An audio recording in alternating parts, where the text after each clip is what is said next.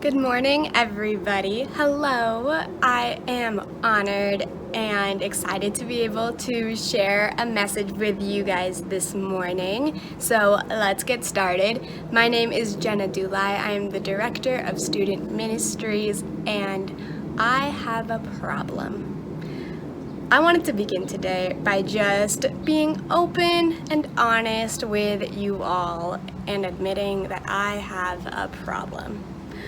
Sometimes, whether it's exhaustion, whether it's being bored, whether it's because I need a distraction from life, especially now, I get into this bad habit. And I don't know why I do it so often, but you probably have guessed what it is by now. I am talking about my bad habit of online shopping. I have a huge online shopping problem, I have to confess. I online shop for things I need, things I don't need, things other people might need, things other people might not need, but it is a problem. I can't tell you why or what's going on in my brain. Maybe some of our mental health experts can weigh in on it and let me know, but I am an avid online shopper. Like many avid online shoppers out there know, I don't always completely break my bank account every time that I scroll through a store and look around. I fill up my cart, I spend so much time scrolling, but I don't always click that place my order button. Why don't I always do that? Maybe it's because I have such strong self-control, or probably more likely, I am stopped by two little words: shipping fee. I don't know why it stops me, it just does. And if you agree, if you can relate, you probably also relate to my biggest instigator of my bad habit are the words free shipping or free delivery. And it's hard to hold myself back from my bad habit when I see the words free delivery.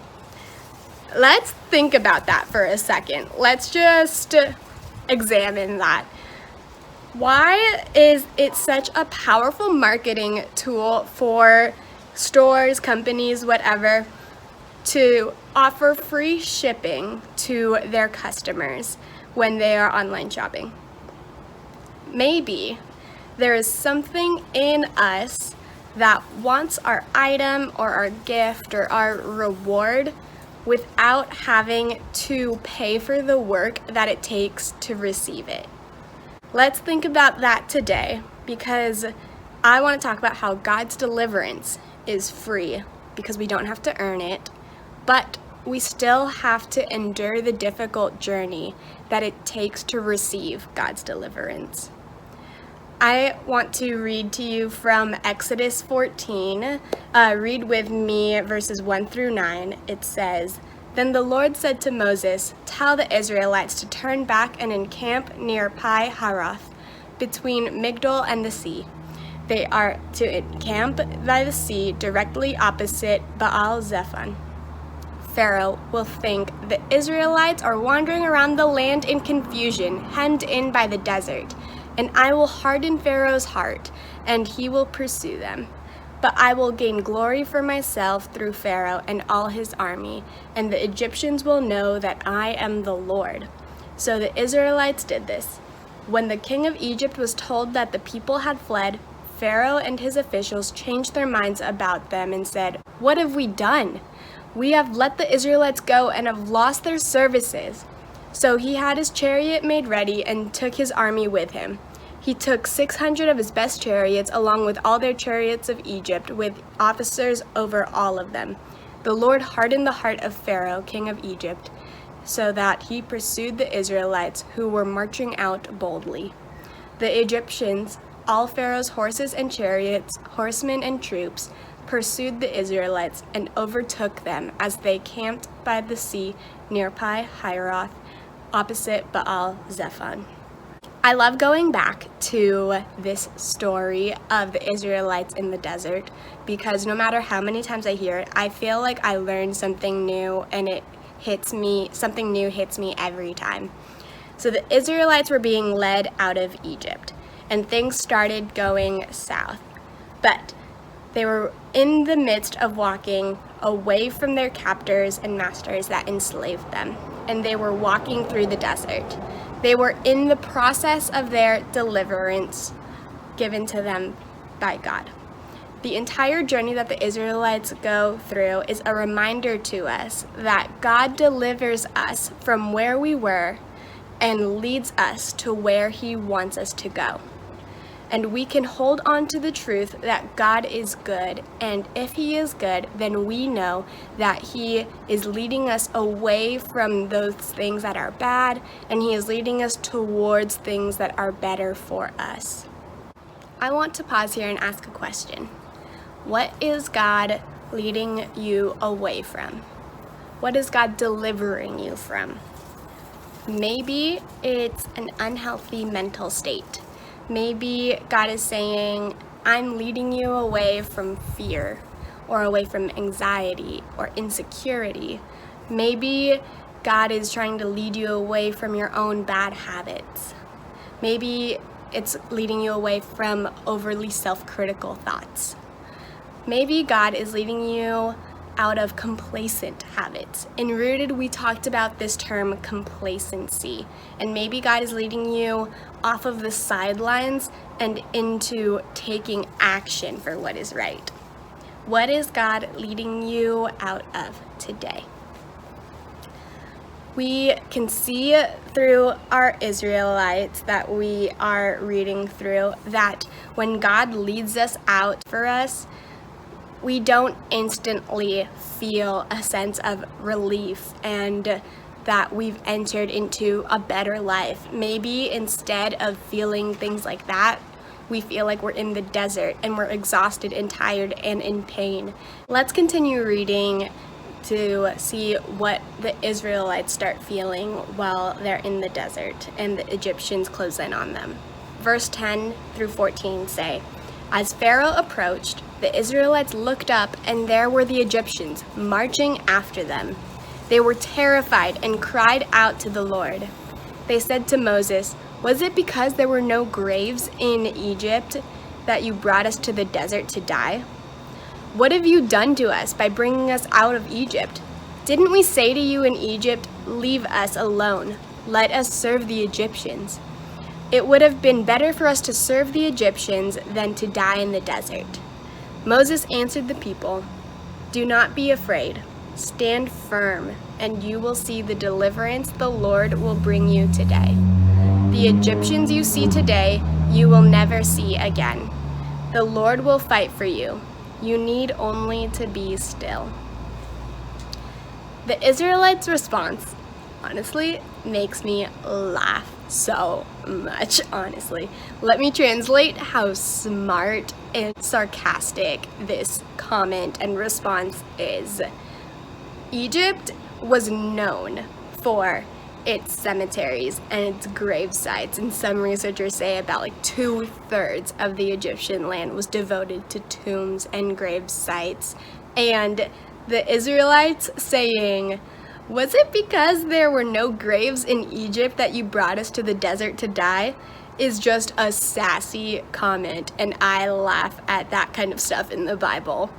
Maybe that's why I studied what I studied. So let's get back to the actual message. I just wanted to point that out.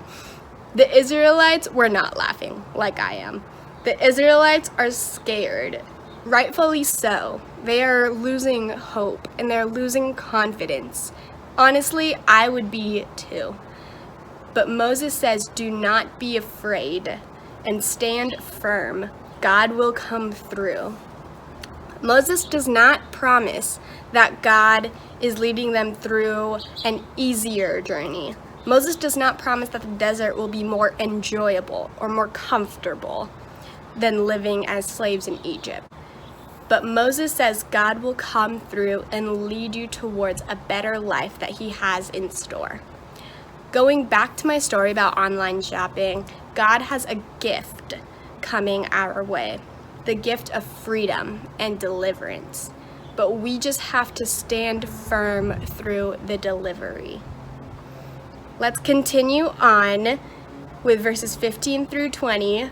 We're going to go through the whole story today. Verses 15 through 20 say, "Then the Lord said to Moses, 'Why are you crying out to me? Tell the Israelites to move on. Raise your staff and stretch out your hand over the sea to divide the water so that the Israelites can go through the sea on dry ground. I will harden the hearts of the Egyptians so that they will go in after them. I will gain glory through Pharaoh and all his army, through the chariots and his horsemen. The Egyptians will know that I am the Lord when I gain glory through Pharaoh, his chariots, and his horsemen.' Then the angel of God, who had been traveling in front of Israel's army, withdrew and went behind them. The pillar of clouds also moved from in front and stood behind them, coming between the armies of Egypt and Israel. Throughout the night, the cloud brought darkness to the one side and light to the other side, so neither went near the other all night long." I am so in awe of this image that the Bible gives us. An angel of the Lord moving in between God's people when the enemy is coming after them. It's a demonstration that proves Moses' words, "The Lord will fight for you." We have a God that does not wait in the promised land for us to arrive. We have a God that is with us in the desert, in the fight.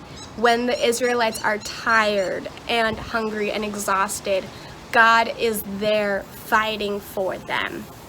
I shared a story at Rooted last week, and it is just an amazing story where God really showed me this is what my love is like. I took a jogging class in college, and our class as a whole signed up to run a half marathon race. I had not run more than like a mile before I started training for this half marathon. I did some sports, but I was not a runner. So, definitely not a distance runner. Our professor loved running. She also encouraged us every single day that we trained. She was so encouraging. No matter how slow you go, no matter how you felt about it, if you felt awful, if you felt like you didn't do very well, she said, "Look at you, you finished. Congratulations, you should be so proud." Race day comes. 13.1 miles between start and the finish. We go and we start running mile after mile after mile. Our professor loves running to the point where she loves running like I love food. Like, she needs to run to survive. And she has done tons of races, avid runner. She finishes her 13.1 miles in light speed compared to lots of us, especially me. And she is probably crossing the finish line by the time I'm at halfway or something. So what does she do?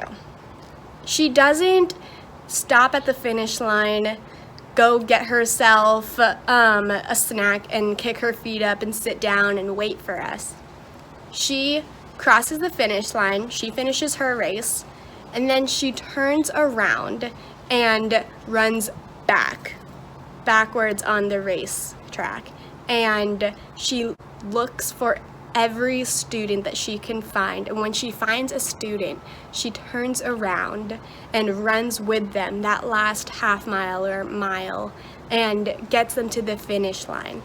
And then she turns back and does it again, finds another student and runs with them that last mile. She finds that student that is aching and tired and their feet are gonna fall off, it seems. And she runs with him and says, "I am here with you to the end. Let's do this together." That is something that has stuck in my mind for so long. This is such a picture of God's love to me. We have a God that runs with us and fights for us. Our God does not wait and wave at us from the finish line. Our God will come into the desert, get in the enemy's line of fire, but our God will come into the desert and walk with us towards the light. Our God is with us in the midst of our delivery. It isn't promised to be easy. We're not promised that our enemies aren't going to feel like they're gaining on us. It's not promised that it's going to be smooth sailing when God delivers us.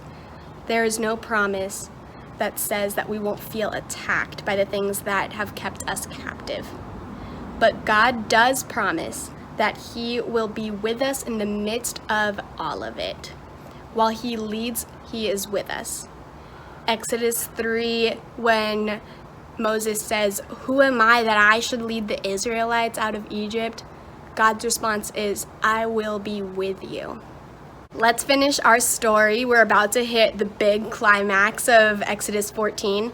Let's read verses 21 through 31. It says, "Then Moses stretched out his hand over the sea, and all that night the Lord drove the sea back with a strong east wind and turned it into dry land. The waters were divided, and the Israelites went through the sea on dry ground, with a wall of water on their right and on their left. The Egyptians pursued them, and all Pharaoh's horses and chariots and horsemen followed them into the sea. During the last watch of the night, the Lord looked down from the pillar of fire and cloud at the Egyptian army and threw it into confusion.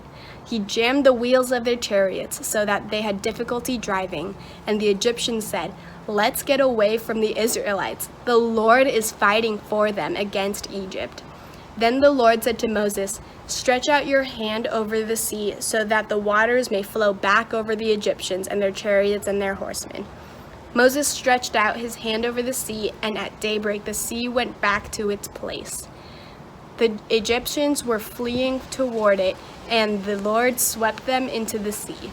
The water flowed back and covered the chariots and horsemen, the entire army of Pharaoh that had followed the Israelites into the sea. Not one of them survived. But the Israelites went through the sea on dry ground with a wall of water on their right and on their left. That day the Lord saved Israel from the hands of the Egyptians, and Israel saw the Egyptians lying dead on the shore. And when the Israelites saw the mighty hand of the Lord displayed against the Egyptians, the people feared the Lord and put their trust in Him and in Moses his servant."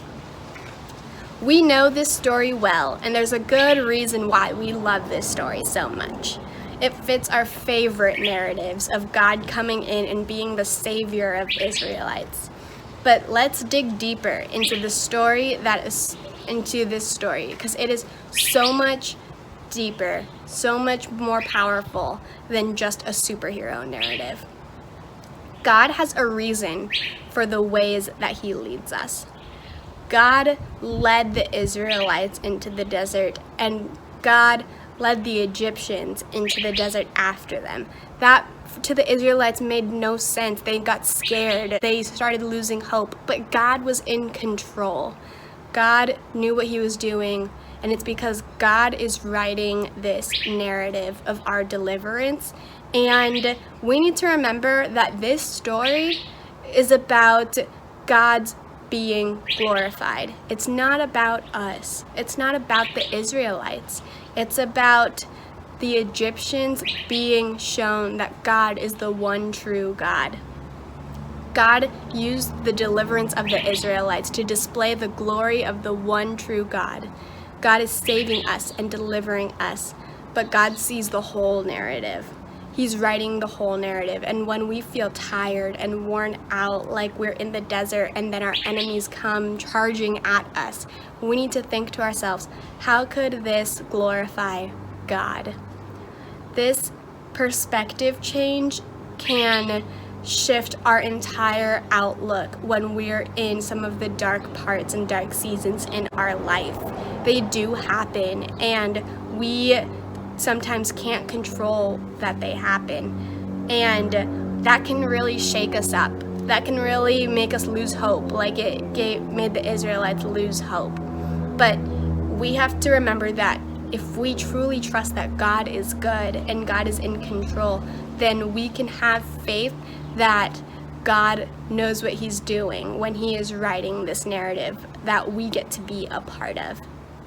Now, I want to take a second and really make something clear. We are living in the middle of God's narrative of deliverance. We are in the middle of God's plan of redemption.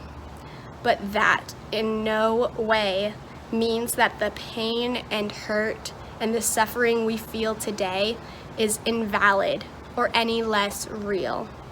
This is a big message, especially now. We just went through an extremely stressful week. If you're like me, maybe you slept really poorly this week, had the news on practically nonstop, and honestly, we've had a stressful year. We're very aware of people suffering.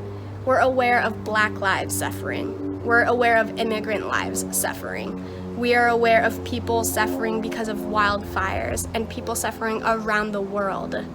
We are aware that so many people are in pain. And this message of God's deliverance is not meant to gloss over that pain. God does not gloss over our pain. God said to Moses in Exodus 3 at the burning bush, "I have indeed seen the misery of my people in Egypt. I have heard them crying out because of their slave drivers, and I am concerned about their suffering, so I have come down to rescue them." God acknowledges the pain that many of us are currently feeling. And some of us have been experiencing this pain for a long time, and God acknowledges that. God doesn't say, "You're overreacting. I'm saving you. You're in the narrative of me saving you and saving the whole world. Don't you realize that I'm the God of the universe? You shouldn't be feeling this way. Have more faith." That's not the God that we read about in the Bible. Our God says, "I am with you." Our God says, "You're at mile 12, and I know you're hurting, and I know you're tired. Here I am. I am with you until the end." Our God's free deliverance is free because it is for everyone. Nobody has to prove themselves. We don't have to earn it. Everyone is worthy in God's eyes of being saved. It is free, but it is not easy. We still have to endure and stand firm through the delivery. There is pain and hurting on this side of heaven, but we are in the middle of God's plan and deliverance, and God is with us every step of the way until we finally cross that finish line. Let's remember the Israelites in Exodus 14. Let's remember that we are God's people, just like the Israelites are God's people. We are walking through our own deserts, and God is walking in front of us, leading us, and behind us, protecting us. Let's not forget that God is still with us in the midst of the hurt and the darkness. Maybe we feel like we are far from God, but God never feels far from us. Let's remember that God constantly is with us as he is saving us. He's not already at the place where we're trying to get to, trudging every last breath, trying to get to that place, and God's just like, "Hurry up, come on, I'm like showing you the way, let's go." God is standing next to us, walking side by side with us. He is here with us through the journey to get to that place, to get to that promised land. Let's take a moment now and meditate on God's message for us today.